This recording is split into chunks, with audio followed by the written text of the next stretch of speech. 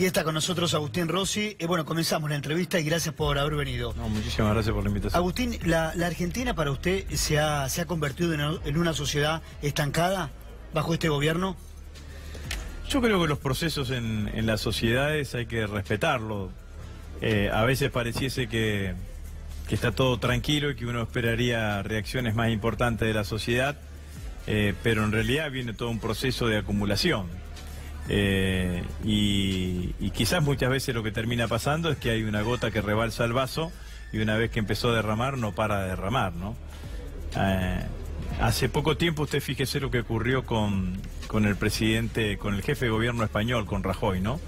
15 días antes había logrado aprobar el presupuesto para los años siguientes de su mandato. Se imaginaba 2 años más de mandato sin ningún tipo de inconveniente. Festejó, celebró, apareció la sentencia de un proceso de una denuncia. Eso generó una reacción popular en contra y a los 15 días tuvo que dimitir en un hecho inédito, ¿no? Entonces, a mí me parece que los procesos en la sociedad muchas veces van por canales internos como subterráneos, como ríos subterráneos que uno no logra divisar o que no afloran todavía, pero que en algún momento tienen una grieta por la cual afloran y ahí el descontento no para en absoluto, ¿no? Pero esto me parece que es lo que está pasando hoy en la Argentina.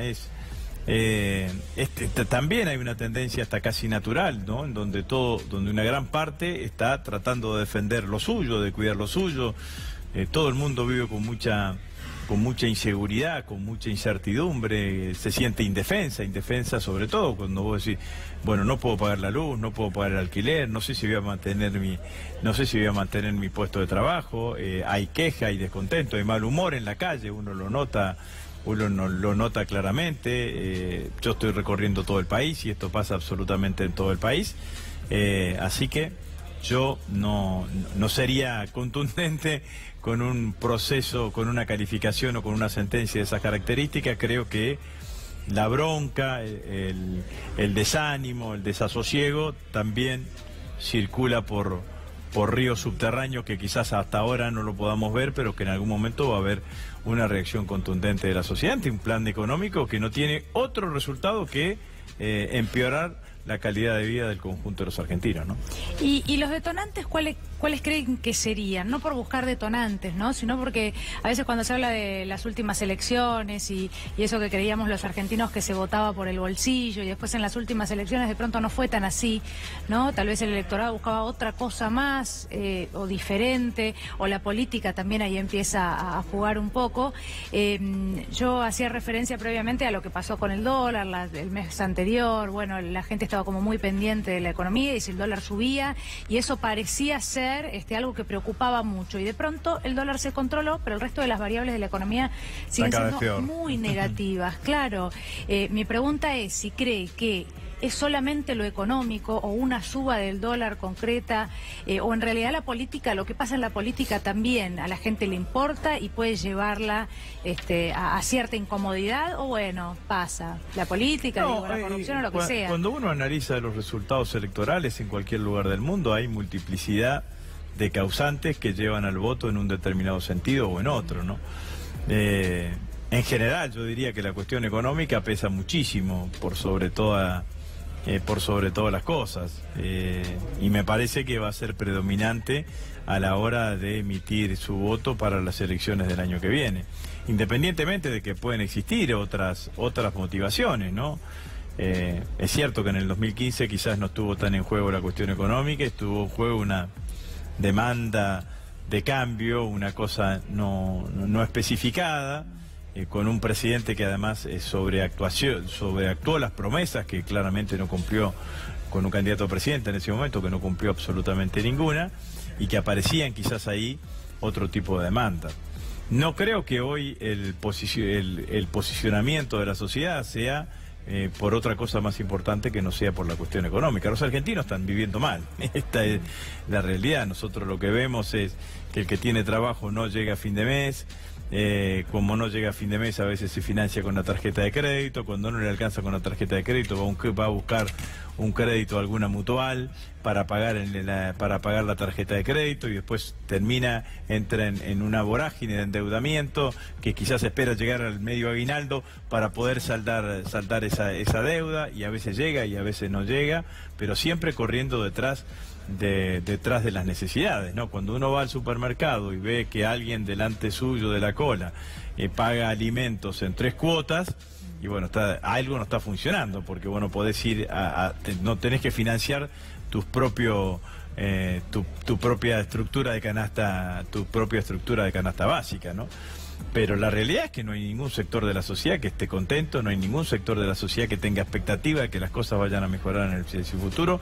Yo creo que sobre todas las cosas no hay ningún sector o mayoritariamente, no hay sectores de la sociedad que piensen que con Macri vamos a mejorar, que Macri está capacitado como para poder resolver las cuestiones que tengan los argentinos de acá para adelante. Entre otras cosas, también hay que decir que Macri ya no gobierna en la Argentina. Que gobierna en la Argentina hoy es Christine Lagarde. El ministro con más poder en el gabinete se llama Nicolás Dujovne. Ese poder se lo entrega y se lo da fundamentalmente la jefa del Fondo Monetario Internacional, con el cual tiene buena relación. Fue la jefa del Fondo Monetario Internacional que dijo que Luis Caputo tenía que irse de la presidencia del Banco Central, y el presidente está ahí, digamos. Entonces, y opina un día sobre el Clásico, otro día dice que juguemos visitante, lo critica Gallardo, digamos, ¿no? Entonces está en un escenario el jefe de gabinete la mitad del tiempo lo dedica a diagramar la campaña electoral de Cambiemos. Y la situación es esta: el ministro que toma decisiones hoy en el marco del gabinete macrista es Dujovne, y tiene un poder que no emana del presidente, sino que emana del acuerdo con el Fondo Monetario Internacional. Al fondo lo único que le interesa es que paguemos la deuda sin importarle el costo social que traiga el pago de esa deuda. Mire, yo el otro día, el jueves, el viernes llegué a Salta, sí. Jueves a la noche, el viernes llegué a Salta. El diario, el principal diario de la ciudad de Salta, que se llama El Tribuno, tenía una tapa que decía que hay una empresa de transporte estatal que contrata a empresas privadas y tiene un sistema distinto, digamos, ¿no? Pero parecía que funciona, que disminuían las frecuencias de las líneas de transporte urbano de pasajeros porque se estaban preparando, porque ya el Estado Nacional no le iba a enviar las remesas para los subsidios, y que entonces, para no tener que aumentar tanto el boleto, lo que hacían es que haya menos colectivos. Rosy, entonces, no me quiero olvidar lo que le quiero decir es que el escenario es un escenario complicadísimo. Es muy complicado y muy negativo, pero no me quiero olvidar de esto. Usted mencionó el Fondo Monetario Internacional. Cardarelli dijo en las últimas horas que había una mejora para el segundo trimestre del año próximo. Si alguien creyera en esa mejora es posible, es viable, ¿usted la ve? Nosotros no la vemos, porque la realidad es que el escenario es un escenario de muchísima contracción económica. El presupuesto que aprueban, que van a intentar aprobar en el día de mañana, es un presupuesto que hace un ajuste entre 500 y 600 mil millones de pesos. ¿Qué significa esto? Significa que ese monto, 500 mil, 600 mil millones de pesos, que iban a ser introducidos por el Estado a la economía argentina, vía pago de sueldos, jubilaciones, pensiones, obra pública, transferencia a las provincias, subsidios, distintos planes, no van a estar más. ¿Y qué se hace con eso? Con eso lo que se hace es pagarle los servicios de la deuda, los vencimientos, los intereses y los vencimientos de capital. Eso genera un efecto contractivo en la economía.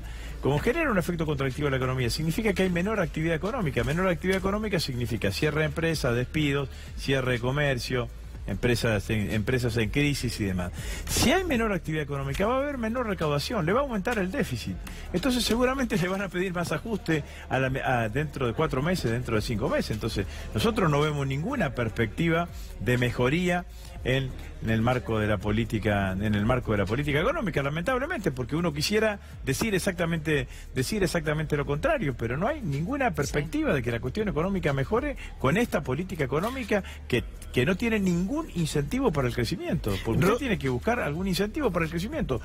Y el crecimiento en la Argentina, si bien no es el único motor del crecimiento, si usted no genera las condiciones para para que crezca el consumo y crezca el mercado interno. El mercado interno explica el 75% del PBI de la Argentina. Bueno, seguramente vamos a seguir en recesión económica y seguramente vamos a seguir con inflación. ¿Por qué? Porque el Estado no ha dicho que van a disminuir las tarifas. Va a seguir aumentando las tarifas y eso va a tener un impacto directo en la inflación, como lo tiene específicamente en las naftas y en los combustibles. Rossi, dejo por unos minutos de lado la economía y preguntarle si usted le hizo un guiño a Massa. Los titulares del fin de semana, tras sus declaraciones, decían esto, que lo invita a participar o lo que prefiere usted es un gran paso con todos los dirigentes peronistas para el 2019.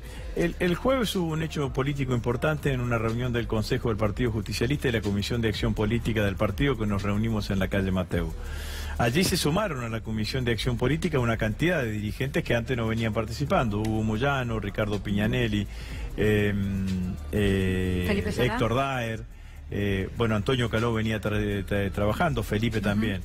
Le presto y hago un análisis singular, porque a mí me parece muy importante que todos los sectores del movimiento obrero yo propuse que se sume Hugo Yasky también a la Comisión de Acción Política, cosa que va a suceder en la próxima reunión, que todos los sectores del movimiento obrero, con sus diferentes matices, con sus diferencias, han decidido converger detrás del frente que va a conformar el Partido Justicialista como opción electoral. Para mí eso es importantísimo, porque hacía mucho tiempo que esa fotografía no se daba, y le va a dar al frente que construya el Partido Justicialista una potencia electoral, a mi criterio, adicional. Digamos, yo, antes de que esto suceda, preveía que si había que, en algún lugar que había que poner seriamente hincapié, en tratar de que todos los sectores del movimiento obrero, o la mayoría de los sectores del movimiento obrero, pudiesen converger detrás de un único frente electoral.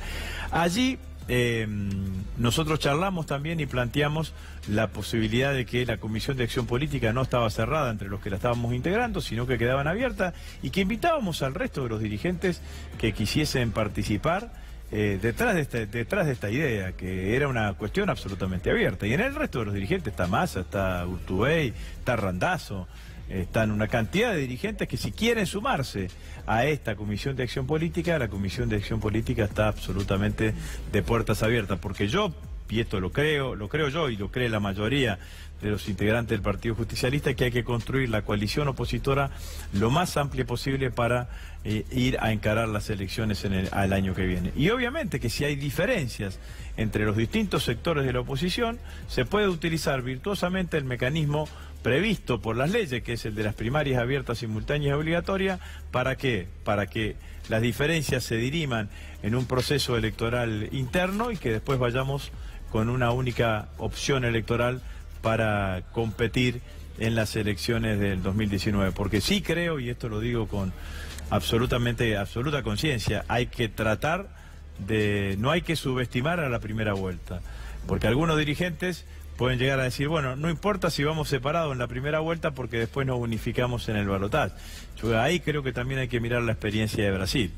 La experiencia de Brasil, gran parte de la elección se perdió en la primera vuelta, porque la derecha concentró su voto en Bolsonaro, la centroizquierda lo dispersó entre distintos candidatos. De hecho, con la legislación argentina, Bolsonaro, que sacó el 47% en la primera vuelta, hubiese sido presidente de entrada. Y además, porque yo creo que la estrategia del macrismo es tratar de ganar en primera vuelta. Para eso ya tiene una tarea difícil, que es llegar al 40%, por lo que dicen las encuestas, hoy no supera el 30%, pero también necesita tener dividida la oposición y que ningún sector de la oposición llegue al 30% para así poder encuadrar en alguna de las condiciones de poder ganar en primera vuelta. Rossi, muchísimas gracias por haber muchas venido. gracias a ustedes. Gracias, como siempre.